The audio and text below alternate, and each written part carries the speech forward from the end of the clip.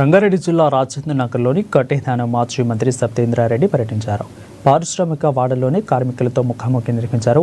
హిల్డు చట్టంలో వేలాది మంది కార్మికులు ఉపాధి కోల్పోయే ప్రమాదం ఉందని అన్నారు.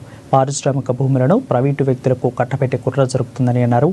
రిజిస్ట్రేషన్ ఫీజును 30% చెల్లిస్తే క్రమబద్ధీకరించడం అనడం దుర్మార్గమైన చర్య అని అన్నారు. ఇక హైదరాబాద్లోని 22 పారిశ్రామిక వాడలలో ఉన్న సుమారు 9,000 ఎకరాల భూములు మార్పుకు తెచ్చిన 27 జీవోను వెంటనే రద్దు చేయాలని డిమాండ్ చేశారు.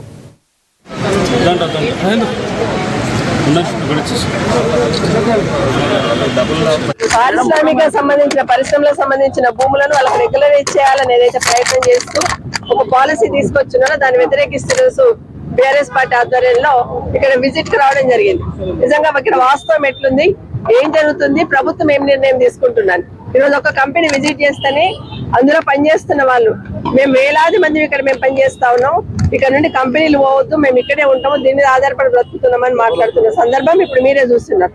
అట్లాగే మొత్తము ఇక్కడ ఒక కాటేదాన్ ఏరియాలోనే 222 ఎకరాలలో ఆ రోజు ఆనాడున్న ప్రభుత్వాలు ఉపాధి దొరకాలని, రాష్ట్రానికి ఆదాయం రావాలని కంపెనీ వాళ్ళకు రాయితీలు ఇచ్చుకుంటూ తక్కువ ధరకు ల్యాండ్ అలాట్ చేస్తుంటారు. కొన్ని ఏమో ఫ్రీగా కూడా ఇచ్చిన సందర్భం ఉంది కొన్ని కంపెనీలకి.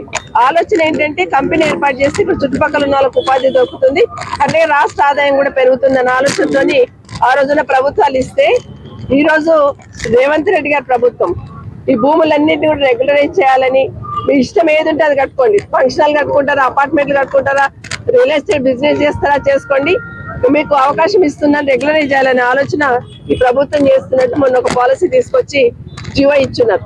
దాంట్లో చూస్తా ఉంటే కనీసం పోనీ అట్లాగన్నా రాష్ట్రానికి ఆదాయం వస్తుందంటే అది కూడా లేదు, అడ్డికి పాస్ అయ్యారు అన్నట్టు. ఈరోజు ఇక్కడ కాటేదాన్ ఏరియాలో తీసుకుందాం, మార్కెట్ వాల్యూనేమో 4 కోట్లు ఉంది, బయట వాల్యూ రిజిస్ట్రేషన్ వాల్యూ 4 కోట్లు ఉంది, మార్కెట్ వాల్యూ 20 కోట్ల పైన ఉంది ఎకరాకి. కానీ ఈరోజు రేవంత్ రెడ్డి గారు రిజిస్ట్రేషన్ వాల్యూలో 30% కడితే చాలంటా ఉన్నాడు. 30% అంటే ₹1,00,00,000, 1,10,00,000 ఎకరా ఇచ్చే ప్రయత్నం ఈ రోజు చేస్తా ఉన్నారు. అంటే ఎవరికి మేలు చేయడానికి పాలసీ తీసుకొచ్చారనేది ప్రజలకు ఇప్పటికే స్పష్టంగా అర్థం కావాలి. దీని వెనకాల పెద్ద స్కామ్, అంటే భారతదేశంలో ఇంత పెద్ద స్కామ్ ఎక్కడ జరిగి ఉండదు. 5 లక్షల కోట్లకు సంబంధించిన స్కామ్ ఇక్కడ జరగబోతుంది అనేది బీఆర్ఎస్ పార్టీ తరఫున ప్రశ్నిస్తూనే ఉన్నాం. అయితే నిజంగానే ఇక్కడ ఏముంది పరిస్థితి నిజ నిర్ధారణ చేయడానికి ఇక్కడికి రావడం జరిగింది. పెద్దలు కిషన్ రెడ్డి గారు, స్వామి గౌడ్ గారు, అట్లే కార్తీక్ రెడ్డి గారు, మిగతా వెంకటేశ్వర రెడ్డి గారు అందరూ కూడా ఇక్కడికి రావడం జరిగింది. నిజంగా ఇక్కడ కంపెనీలు తీసేసే పరిస్థితి ఉందో, ఇక్కడ ఎవరికి పని చేయట్లేరు అంటే వేలాది మంది ఇక్కడ పనిచేస్తా ఉన్నారు, వేలాది మంది ఇక్కడ ఆధారపడి పనిచేస్తా ఉన్నారు. మా బ్రతుకులు ఏమైపోతాయి కంపెనీలు పోతే అని అడుగుతా ఉన్నారు. మరి ఇంతమంది లక్షలాది మంది దాదాపుగా 9,000 ఎకరాలను ఈ రోజు అమ్మబోతున్నారు. ఎక్కడ చూసినా రేవంత్ రెడ్డి గారు వచ్చినాక ఎక్కడ భూములునే ఎక్కడ అమ్ముదామని చూస్తా ఉన్నారు.